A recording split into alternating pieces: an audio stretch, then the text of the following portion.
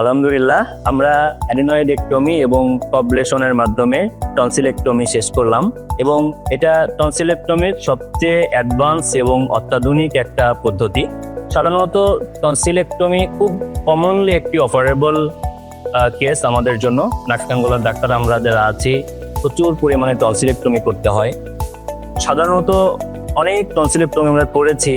Tonsillectomy করতে গিয়ে দুটো কমন প্রবলেম আমরা খুব ফেস করি।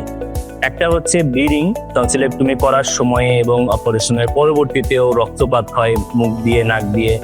আরেকটি হচ্ছে ব্যথা, প্রচন্ড ব্যথা থাকে, 1 থেকে 2 সপ্তাহ রোগীরা প্রচন্ড ব্যথা কমপ্লেন করে।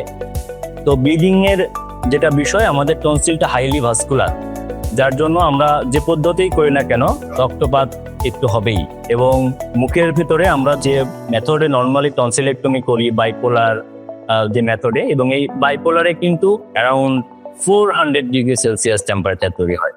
এবং এত টেম্পারেচারে যখন আমরা টনসিলটা নিয়ে আসি, স্বাভাবিকভাবেই আশেপাশের যে স্ট্রাকচার আছে সেটা পুড়ে যায়, বার্ন হয়, এবং যার জন্য রোগীরা প্রায় 2 থেকে 3 সপ্তাহ প্রচন্ড গলা ব্যথা থাকে।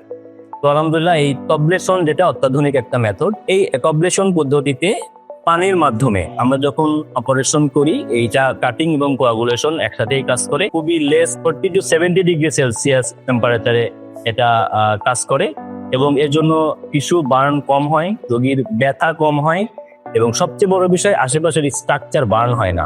যার জন্য এই কবলেশন পদ্ধতি টনসিলেক্টমিতে রোগীর অলমোস্ট পেইনলেস একটা প্রসিডিউর। রোগীরা অপারেশন করার পর থেকেই খুব স্বাভাবিক এবং কমফোর্ট লাইফ লিড করতে পারে, এবং ব্লিডিংও খুবই কম হয়। আচ্ছা, এটা হচ্ছে যেটা কবলেশন, এটা হচ্ছে আমাদের মেশিন।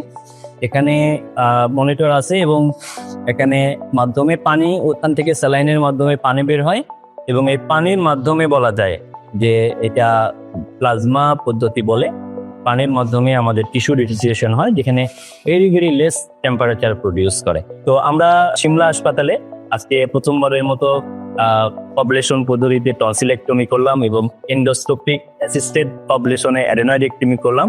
এখন থেকে নিয়মিতভাবে সিমলা হাসপাতালে এই সেবাটি পাওয়া যাবে, আর সবাইকে এই সেবা গ্রহণ করার জন্য অনুরোধ থাকলো।